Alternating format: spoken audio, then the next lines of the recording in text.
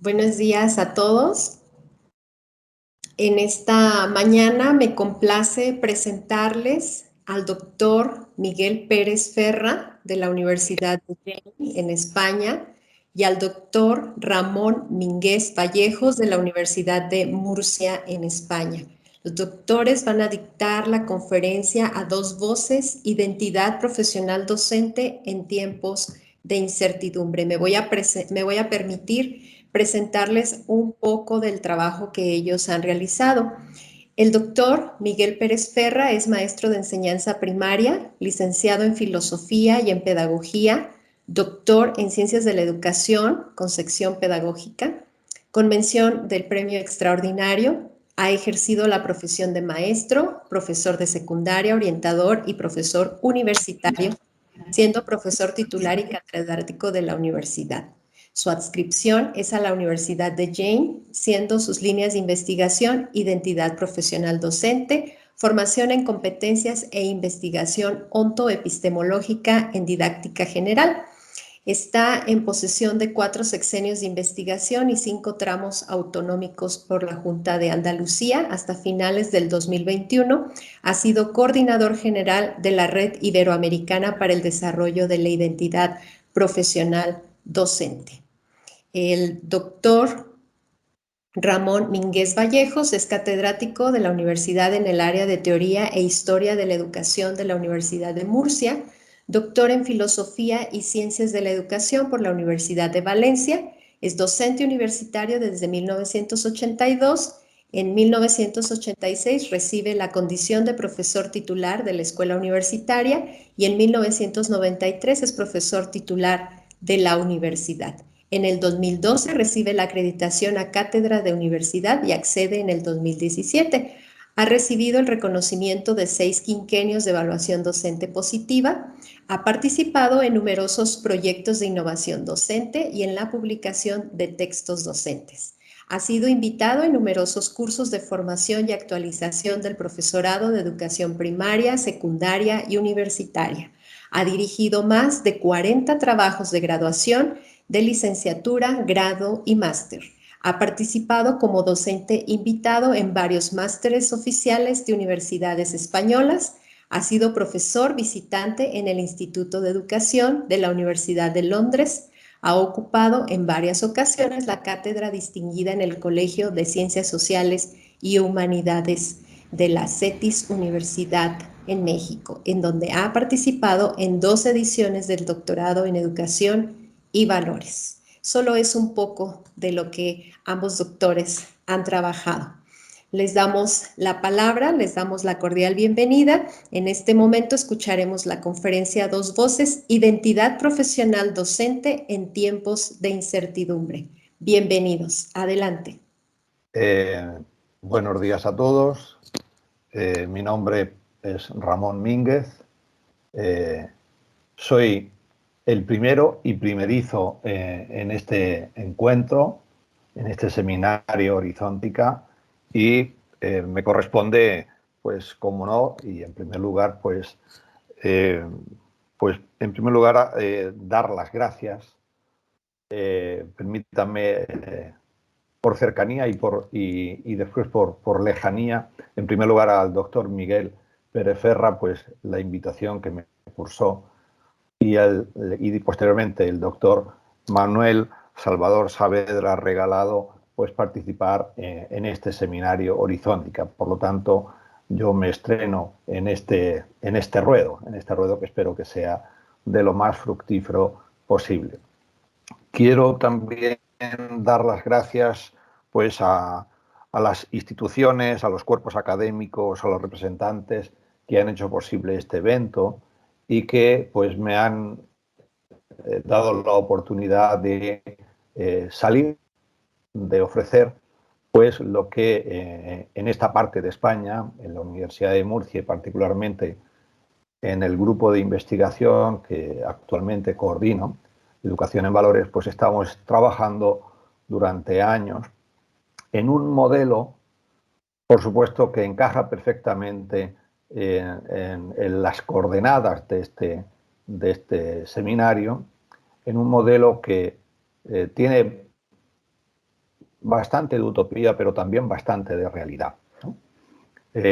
Yo voy a centrar mi intervención en dar unos cuantos detalles, unas cuantas cuestiones sobre la pedagogía de la alteridad, que es uno de los modelos educativos que estamos impulsando desde esta universidad y que cada vez más pues, va teniendo eco entre los equipos docentes, entre investigadores y en distintas universidades. Me van a permitir que pueda compartir la pantalla. No sé si se puede ver con claridad eh, el PowerPoint. Díganme si los ve para que yo pueda seguir presentándolo. Sí, doctor, se ve muy bien. Muy bien, pues voy a ponerlo en, en pantalla grande. Creo que se puede ver, ¿verdad? Pues este es lo que yo quiero hacer en una intervención, pues ciertamente sintética, de algunas preguntas que son claves y que están relacionadas con el título de esta ponencia y con el contenido central de este seminario Horizontica. En primer lugar, pues yo quisiera centrar la cuestión de la pedagogía de la alteridad e identidad profesional del docente. Este texto está en extenso, pues facilitado a la organización de este seminario y podrán leer con todo lujo de detalles lo que allí se dice. Y sin embargo, aquí pues voy a hacer una pequeña aportación para hacer una conversación con el doctor Miguel Pérez Ferra. Yo creo que estamos necesitados de otro modo de mirar la educación, de otro modo de educar. Eh, y creo que una pregunta que eh, surge y que fue motivo para nosotros, para lanzarnos a este nuevo modelo pedagógico, fue la pregunta que creo que la tendrán delante. ¿Qué significa educar? Quizás esto pueda, en un principio, para algunos, volver a remover ideas ya preconcebidas, pueda suponer el entrar en una cuestión que ya está pasada o que está superada, ¿no? Y sin embargo, yo creo que sigue siendo una cuestión permanente y actual. ¿Qué significa educar? Realmente lo que ocurre en nuestros salones de clase, tanto en la formación de los profesionales docentes como en las mismas aulas de educación primaria o secundaria, ¿realmente se está educando? Y esto fue lo que nos movió a nosotros para insistir y profundizar en lo que es educar, porque no todo lo que ocurre en las aulas es educación. Para nosotros, educar significa responder, como indica ahí, responder a la pregunta del otro. Y esto está inspirado, esta frase, está inspirada en una de las filosofías más revolucionarias, más innovadoras de la última mitad del siglo pasado, al menos en el continente europeo. Me estoy refiriendo al filósofo lituano y adoptado por nacionalidad, el filósofo Emmanuel Levinas. A este filósofo se le conoce fundamentalmente por su ética del otro, por su sentido de la alteridad. Y lo que nosotros hemos hecho ha sido una interpretación pedagógica de su filosofía. Y este es el primer punto. En primer lugar, educar es responder. No es pensar, no es elucubrar, es dar una respuesta a alguien en concreto, a un otro en concreto, pero que no es una pregunta que nosotros nos formulamos, no es una pregunta que nos hacemos, sino es la pregunta que nace del otro. Y yo creo que esta perspectiva, que quizás con mis cortas y posiblemente torpes palabras, pues no sé si hayan podido percibir, de que no siempre un docente, cuando entra al aula, se pregunta, ¿quién es el otro para mí? Que esto lo intentaré responder más adelante. ¿Qué pregunta es la que lleva el alumno? Y entendemos que no hay educación si no hay pregunta. No hay educación si no hay pregunta. Entendido esto, y voy a ser pues, muy escueto y totalmente abierto para mantener una conversación tanto con el doctor Miguel Pérez Ferra, y si hay alguna intervención, pues por supuesto que así lo haré.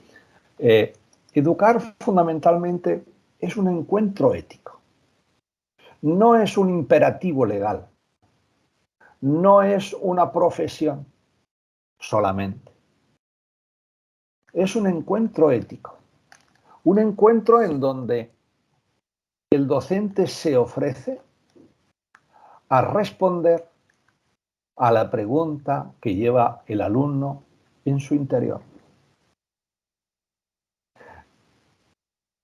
Además, ¿quién es el educando? El educando normalmente lo consideramos como un aprendiz, lo consideramos como un estudiante y lo vemos a través de teorías psicológicas, sociológicas, incluso pedagógicas, pero no vemos a ese en concreto, a ese alguien. Lo vemos como un depositario en donde tenemos que transmitirle conocimientos, que tenemos que transmitirle una serie de saberes. ¿Y eso es necesario? Sí, pero no es suficiente para educar. Posiblemente si solamente hagamos esto, nos limitaremos a instruir, pero no a educar. ¿Dónde está la diferencia? En donde el alumno tiene y debe ser reconocido y acogido. Con bastante frecuencia, estudiantes nos han puesto de manifiesto que han pasado por los salones de clase como si fueran un nadie, como si nadie les hubiese importado su vida, su mundo, sus preocupaciones, su contexto.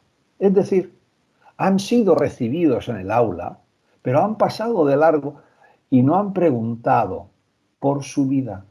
No han sido reconocidos como alguien que viene a construir un modo de pensar, un modo de ser, un modo de vivir. Es decir, no han sido realmente acogidos. No han sido realmente acogidos. Han sido considerados como un objeto en donde había que depositar conocimientos, pero no se ha abierto el docente a la pregunta, ¿quién es este? ¿Quién es él? Y esta es la pregunta que quiero yo formular, ¿no? ¿Quién es el otro para mí?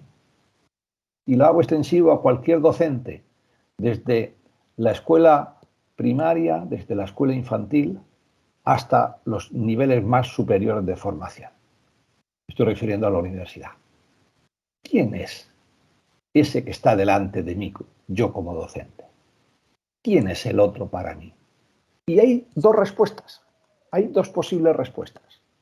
Una, en donde yo entiendo que el alumno es un aprendiz, viene a aprender, y el docente es quien enseña, y esto es correcto. Esto es lo que, dicho de una manera muy sintética, pues es lo que nos han enseñado, ¿no? Lo que pedagogos, educadores, insignes filósofos, de alguna u otra manera, al fin de cuentas, el alumno es quien aprende y el docente, el maestro, es quien enseña. Pero pasa desapercibido la persona del alumno. Hay una total indiferencia hacia él. Y esto esconde la idea de que el alumno es alguien que me importa. Y esto no basta con declararlo, no basta con pensarlo, no basta con idearlo, sino se debe hacer presente en la relación con el alumno. El alumno se tiene que sentir acogido, reconocido en su singularidad, en su vida, en su preocupación. ¿Qué sabemos nosotros del alumno, de cada uno de nuestros alumnos? ¿Sabemos lo que nos pueda decir sus padres, lo que puedan decirnos los informes psicopedagógicos? Pero el alumno tiene una vida, el alumno tiene unas preocupaciones, el alumno tiene una pregunta y viene al aula a encontrar respuestas. ¿Qué respuestas le damos? Muchos docentes creen que su misión es transmitir conocimientos. Y el docente, si quiere ser realmente docente, que eduque y que no instruya, tiene que entrar en la vida del otro. Por eso, para nosotros, acoger es una respuesta ética.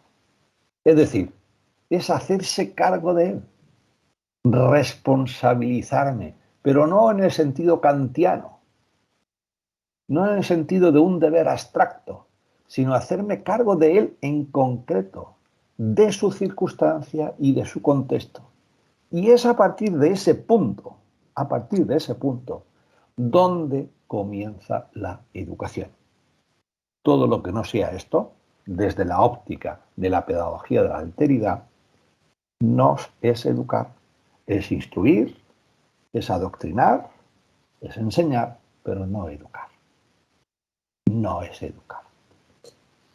Al hacerse cargo, educar es una acción ética. Y esto no está bastante ausente en las aulas. Educamos por imperativo legal, no por convicción ética, no por principios éticos, no por valores éticos. Y si queremos educar realmente, hay que reflejar valores que sirvan para la construcción de la persona. Porque esto es en el fondo lo que significa educar. Ayudar a construir la persona. Pero para construirla hay que ir a la otra orilla, ir a la orilla del alumno, escucharle, acogerlo, reconocerlo. Y a partir de ahí iremos construyendo un proyecto de vida personal valioso. Todo lo que sea quedarse en la otra parte de la orilla, es decir, en mi saber, en mi altura como profesional, en mi sabiduría, es instrucción, no educación. Otra pregunta que yo quería reflejar es ¿para qué educamos? ¿Para qué educamos? Seguramente es claro esta frase, ¿no? Para preparar sujetos con conocimientos, habilidades, con competencias, es decir, para preparar profesionales, ciudadanos. Bueno, preparamos lo que se diría, en términos muy sencillos, para preparar un capital humano. ¿Y esto está bien? Sí, claro que está bien. Pero no es suficiente con preparar sujetos con conocimientos y habilidades y competencias, aquellas que nos dicta la sociedad. No solamente esto. Si solamente nos quedamos en esto, la educación, la escuela, el docente, se convierte en un miembro de una empresa de servicios. Hoy necesitamos ingenieros, hay que preparar ingenieros. Hoy necesitamos expertos en ciberseguridad, vamos a preparar. Y queda la pregunta pendiente de realmente para qué estamos educando. La pedagogía de la alteridad lo que intenta es lograr personas que configuren un proyecto de vida valioso, coherente y ajustado a la realidad. No el que el docente quiera, no el que la institución quiera, sino aquel que es descubierto, aquel que es querido, aquel que es amado por el propio alumno. Pero un proyecto de vida valioso. En ese sentido, la pedagogía de la alteridad busca aportar un sentido a la vida de los educandos. Y quiero llamar la atención en esto.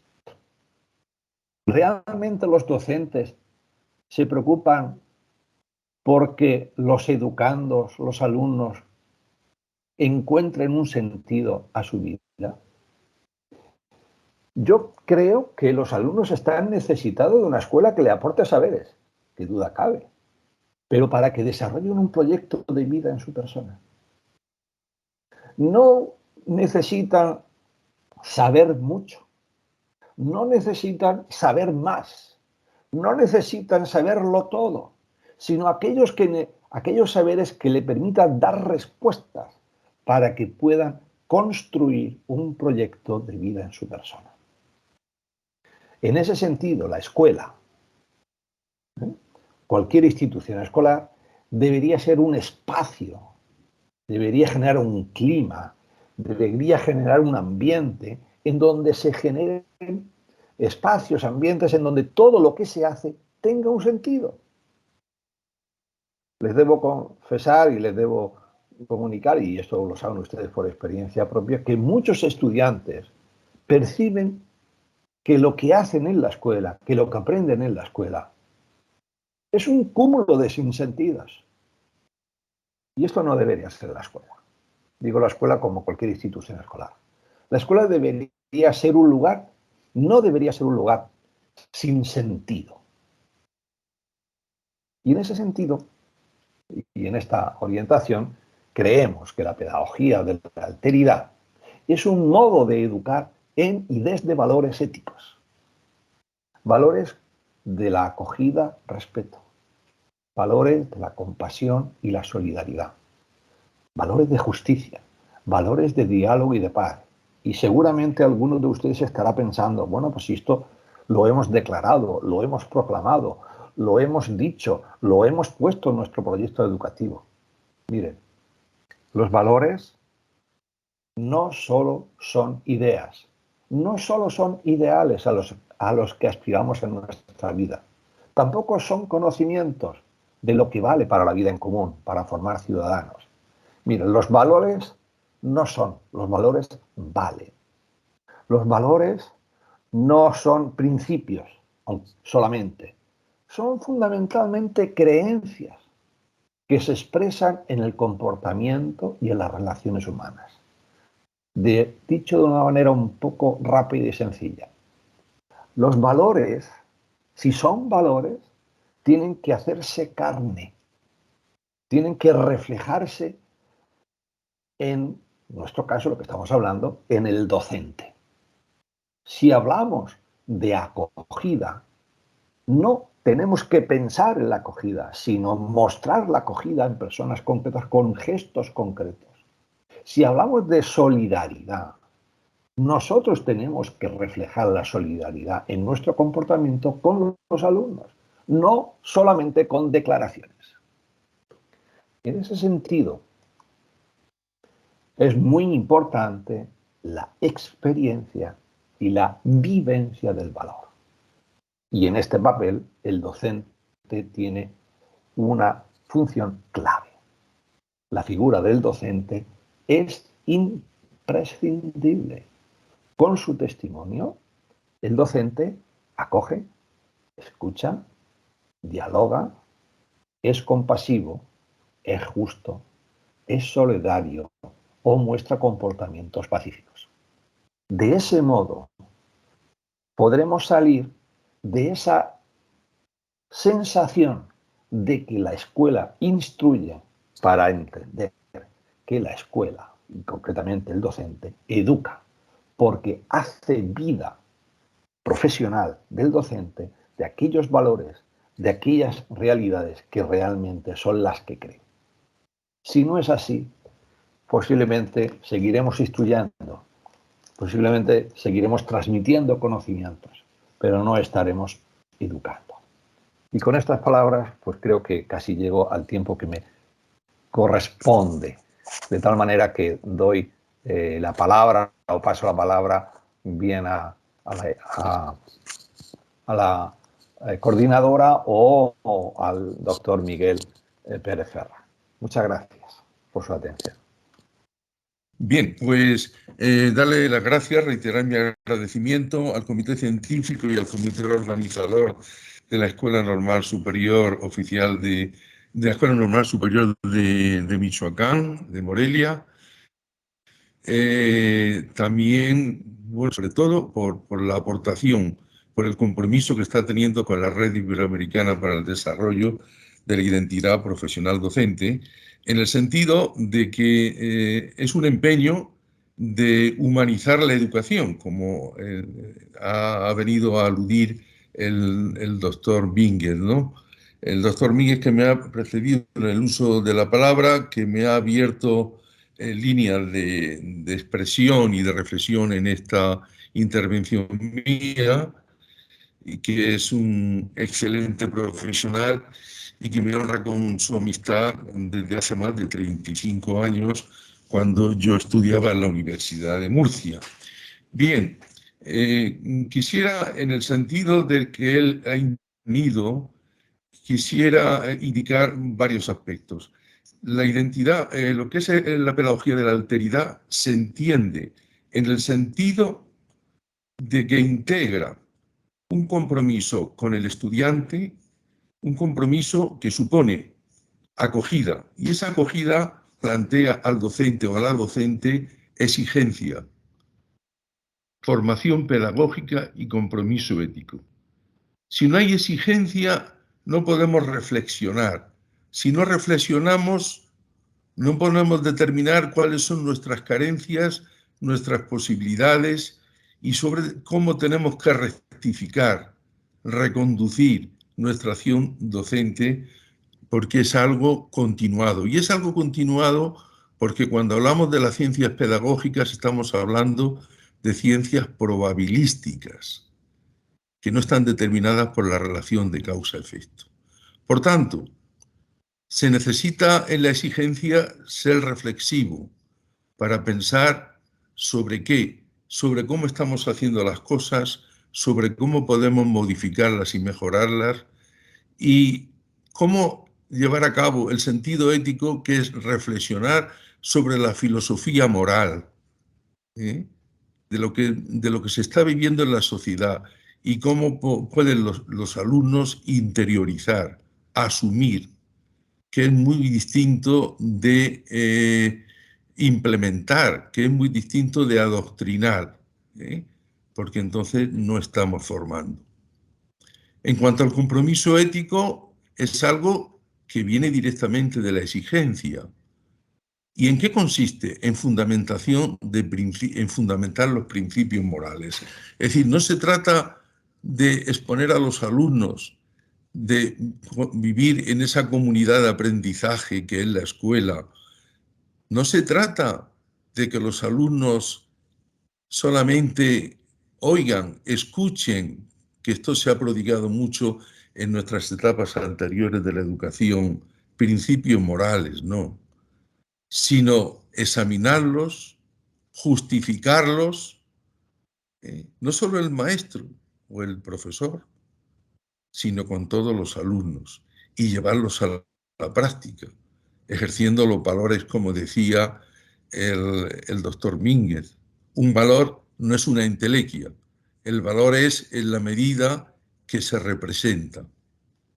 El valor no sirve, vale, tiene valor. Bien, y dicho esto, pues yo quisiera hacer referencia en el tema del compromiso a la exclusión de lo que es una razón instrumental. Esto que se tiene muy ahora en cuenta, que se le da a la categoría de evidencias educativas a lo que son los instrumentos. Bueno, que aprendan ciencias de Internet, que aprendan a buscar, sí, pero ¿en qué condiciones? Esos son instrumentos para realizarse como persona, no son finalidades en sí mismas. Bien, y entonces entro en lo que es la formación pedagógica. No he dicho didáctica porque pedagógica, como bien sabemos todos, se refiere a un campo más amplio. Conocimiento de las teorías más importantes del pensamiento.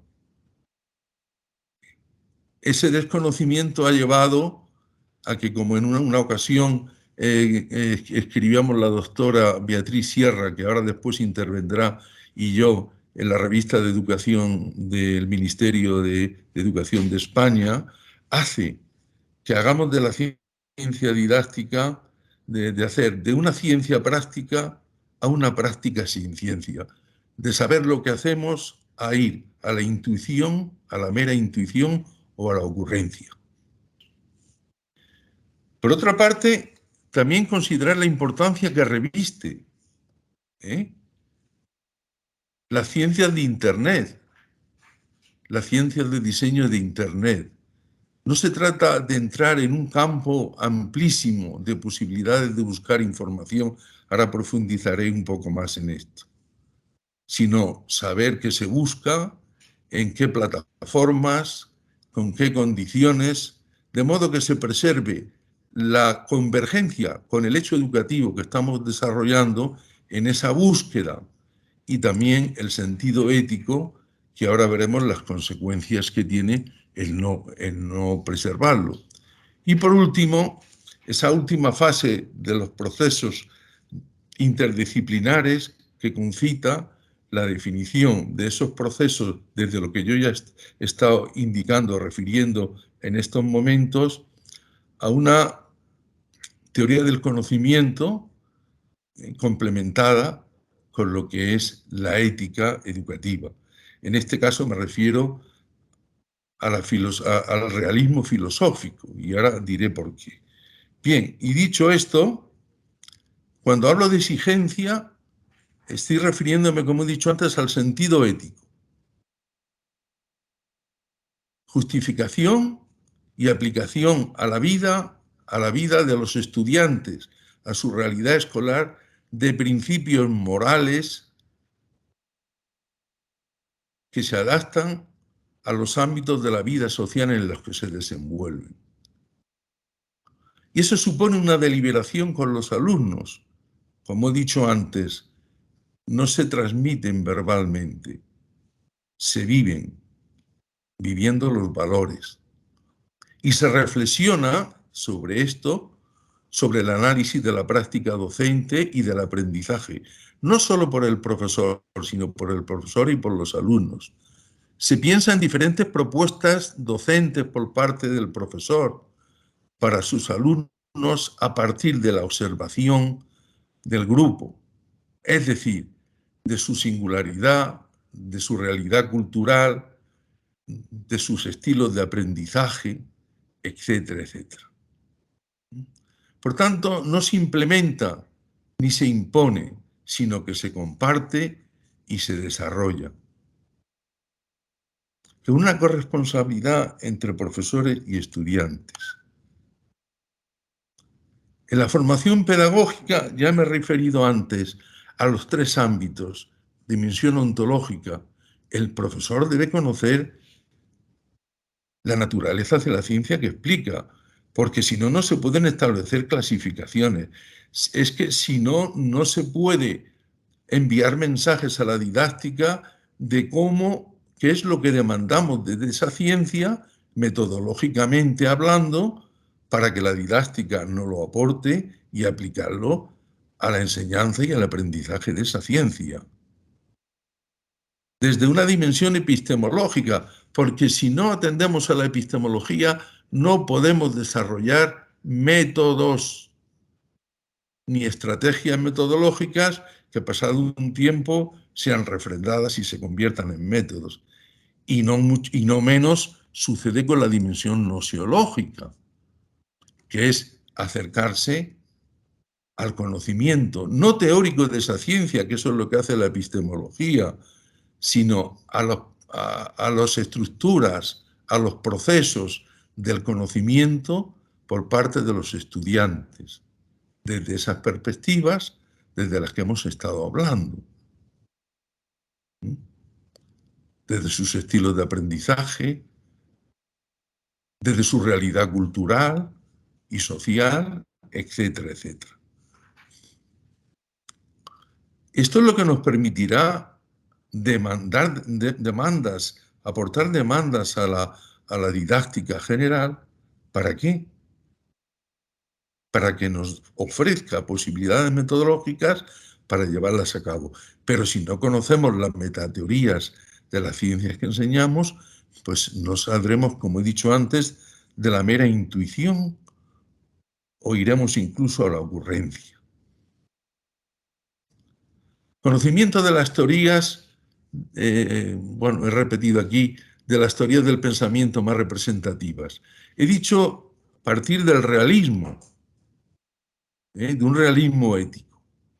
Pero hay que tener cuidado con algunas derivas que algunos filósofos que elucubran, piensan y han ido por ese camino, al no confrontar su pensamiento con la realidad, pues han optado por derivas poco positivas. Por ejemplo, el empirismo, que solo permite la experiencia individual. Bueno, es interesante, pero no es lo único. O el racionalismo, que es otra deriva del realismo,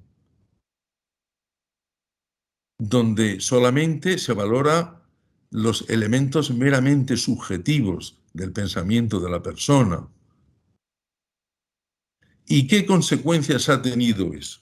Pues ha tenido, en un tema en el que yo he hablado mucho con el doctor Rivas y la doctora Analía Leite, que trabajan en un sentido de colonización del pensamiento de la enseñanza, desde el neopositivismo, desde el idealismo kantiano, por ejemplo.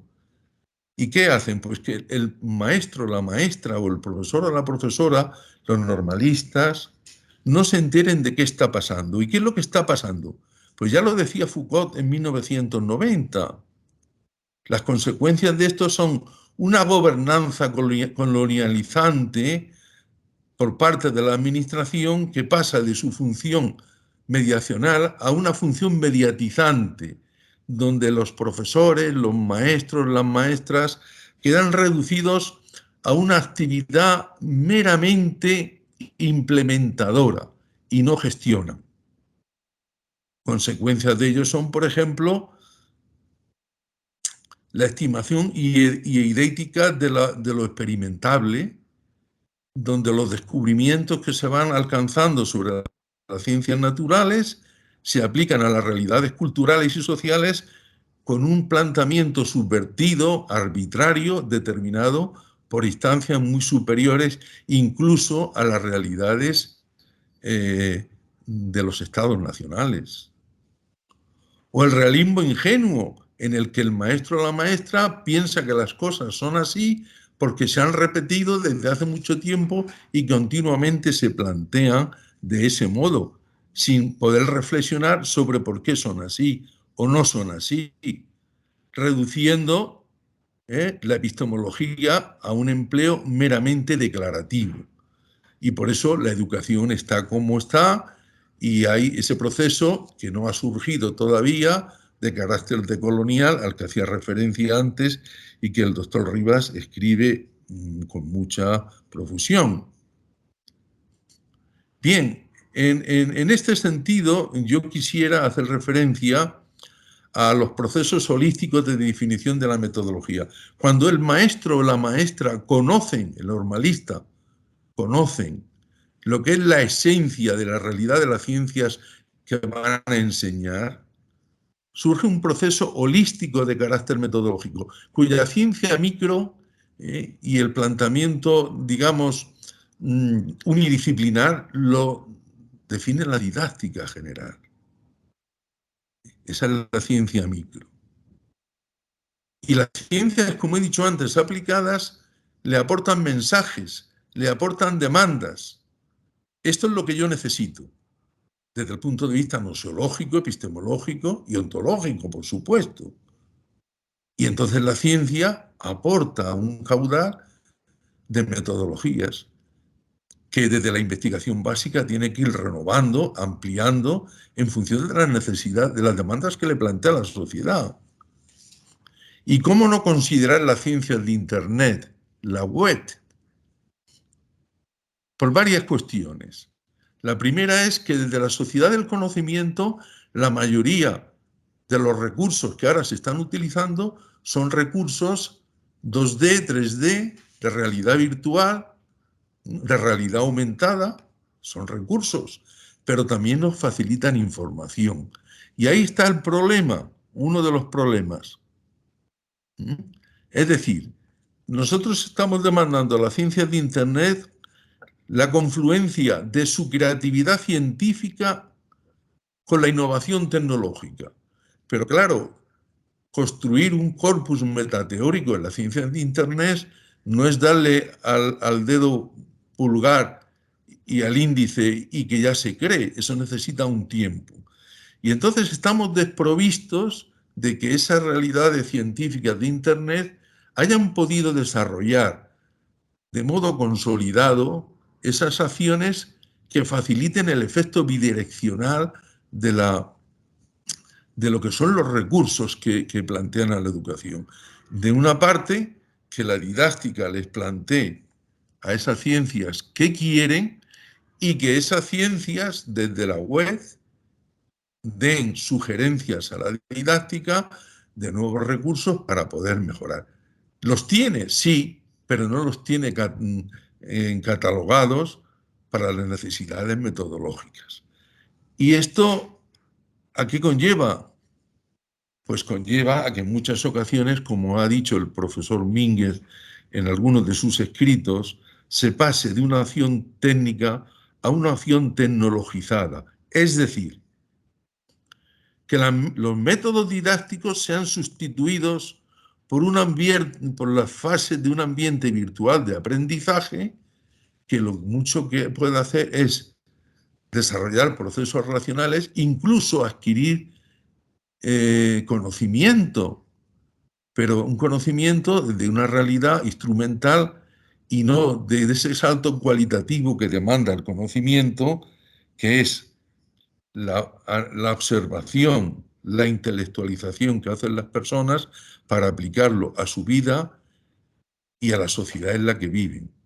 Que este es un tema que allá habló un gran metafísico español, el doctor Alejandro Llano, de lo que es la utilidad del conocimiento. Vemos desgraciadamente en una guerra que los europeos tenemos muy próxima, donde el conocimiento se está utilizando sin ningún sentido ético, para destruir vidas, edificios, esperanzas, capacidad de vivir dignamente. Para eso se está utilizando el conocimiento, desgraciadamente. Y por último, ya hablo de los procesos interdisciplinares, la culminación, que están determinados. He seguido algunas indicaciones de la doctora Adela Cortina, de hace ya tiempo, pero que son plenamente actuales. Catedrática emérita de la Universidad de Valencia. ¿Por qué el realismo filosófico? ¿Por qué coordinar todos esos procesos a los que yo he aludido desde el realismo filosófico? Porque considera indicadores internos y externos a la ciencia sujeto de estudio y el pensamiento de quien aprende considerado en su individualidad. Y eso es lo que permite que desde la integridad del ser humano, es decir, desde su naturaleza, podamos incidir de modo singular y personalizado en su formación. Y para ello utilizamos la ética aplicada, reflexionando sobre principios y orientaciones morales de diferentes ámbitos sociales, no ideologizando a los niños y a las niñas, sino haciéndolo ver la realidad de los comportamientos, de la relación del ser humano con el otro, del sentido de acogida, del respeto a las personas. Lo que supone buscar juntos, pero junto a los especialistas, porque ahora mismo abordar una ciencia no es desde la singularidad del maestro o de la maestra, sino que hay distintas perspectivas enriquecedoras y hay personas que conocen distintas ciencias que nosotros no conocemos. De tal manera que desde esos ámbitos disciplinares se constituyan principios que perfilen en cada materia desde qué valores, desde qué sentido ético tenemos que formar y cómo se han de aplicar a los diferentes contextos en los que estamos. Y ahí es donde se concreta la identidad profesional docente como espacio que permite al profesor ejercitar esa conducta, más que conducta, comportamiento de apoyo radical al otro. Pues nada, no me detengo más, termino mi intervención y ahora pues abrimos un diálogo el doctor Mínguez y yo y los que quieran intervenir pues estamos no solamente abiertos, sino que sería lo fundamental, su intervención. Muchísimas gracias por su atención a todas y a todos. Muchas gracias, doctor. Doctor Mínguez, ¿quiere usted añadir algo más? Pues aprovechando la oportunidad que me da la maestra o doctora Elisa Bani, pues evidentemente puede dar la impresión de que son, digamos, discursos que son distintos y distantes, ¿no? Y yo pues quiero felicitar al doctor Miguel Pérez por su magnífica exposición, muy sintética, muy densa, y creo que le da categoría para que los docentes tengan una identidad claramente profesionalizadora, ¿no? Yo me he limitado más bien a lo que en la ponencia o en la intervención del doctor Miguel Pérez ha sido la parte ética, ¿no? Y quería solamente dar dos matices por si animo un poquito el debate y animo un poco la cuestión. Miren, nosotros desde la pedagogía de la alteridad no entendemos la ética como un principio, ni tampoco como un conocimiento. La ética es respuesta. No es un pensamiento. Cuando yo me hago cargo del otro y entro en la vida del alumno, y esto habría que matizarlo, cuando yo veo al otro en su realidad concreta, yo entro, como decía en mi intervención, en una orilla que no me valen los conocimientos. Es entrar en un terreno ignoto, porque yo no sé cuál es la realidad del otro.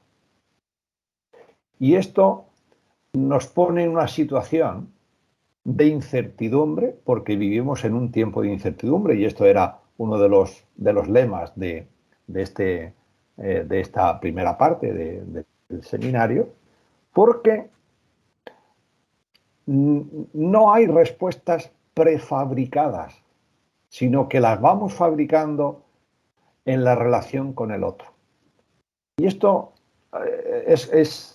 es largo de contar, ¿no? Pero por matizar esto. No, la ética, no hablamos nosotros de ética ni como un conocimiento ni como un principio, sino como una respuesta. Y yo creo que con esto puede dar lugar, puede ser motivo de conversación. Y la otra cosa que yo quería decir es, yo creo que el docente, insistiendo en la metáfora de cruzar la otra orilla que he utilizado, tiene que entrar en la vida del alumno. No tiene que salir. Nosotros utilizamos un término que se llama abajarse. No bajarse, sino abajarse. Es decir, bajar de su pedestal de profesor y estar al servicio del alumno. Esto es la responsabilidad ética, ponerse al servicio del alumno, ponerse a responder y hacerse cargo de él. Esto es dos cosas que yo quería matizar, que en modo alguno son contradictorias, pero lo digo para clarificar y para que se comprenda un poquito mejor. Pero qué duda cabe que el docente tiene que fundamentar bien su práctica educativa, pues en aquellas ciencias que le pueden proporcionar una metodología adecuada, como excelentemente ha reflejado el doctor Miguel. Pero nada más, muchas gracias por la oportunidad de participar. Bien, pues sí, yo a la doctora Elisa Bani quería intervenir. La centralidad de mi intervención ha estado en que el sentido de acogida, de compromiso con el otro, está fundamentado en las relaciones que se establecen en el proceso educativo. Y la base de ese proceso son los procesos, mejor dicho, el aprendizaje, la relación con el mundo. Y la relación con el mundo se establece con los contenidos, con los compañeros que se tienen al lado, con las familias, con el entorno que te rodea. Bien, y eso requiere procedimiento. Entonces, lo que yo quería profundizar es cuál es la situación que tenemos o que tienen los docentes previa necesaria para poder articular esos procesos de pedagogía de la alteridad, de lo que es el pensamiento básico y la acción y la actividad que se desarrolla en los centros, ¿en qué situación estamos? Pues claro, por ejemplo, una de las cuestiones que yo he dicho del planteamiento ideético o el realismo imaginario, donde nos están, perdonad la expresión, colando ideologías, planteamientos que no tienen nada que ver con lo que es la formación de la persona, del individuo, es que los profesores no nos enteramos. Y no nos enteramos porque no tenemos un conocimiento de lo que son, lo que es el pensamiento crítico. Entonces, claro, pues no sabemos si es A, es B, es C, qué consecuencias positivas, qué consecuencias negativas tiene eso, qué está pasando. Es decir, es como ir por una ruta de senderismo con mapa pero sin brújula. ¿A dónde vamos? Vamos, pero ¿hacia dónde vamos? Pues claro, ese sentido que alude Foucault de gobernanza instrumentalizada que lleva a una situación colonial, eso lo tenemos continuamente. Vamos, por lo menos aquí en España yo lo veo de modo continuado, ¿no? Donde se observan ciertas derivas en un sentido u en otro. Dice, no, forme usted al alumno, deje usted que se forme, que se prepare, que tenga capacidad crítica de tomar decisiones, no de embadurnarle de ideas, que solo sea elemento repetidor, ideas estandarizadas que se van instalando en la mente y lo que se convierte en reproductor de lo que le está llegando. No, no, que piense, que decida, que tome opciones libremente. Y para eso, pues claro, tiene que saber pues distinguir A de B y de C. Nada más que eso. Muchas gracias.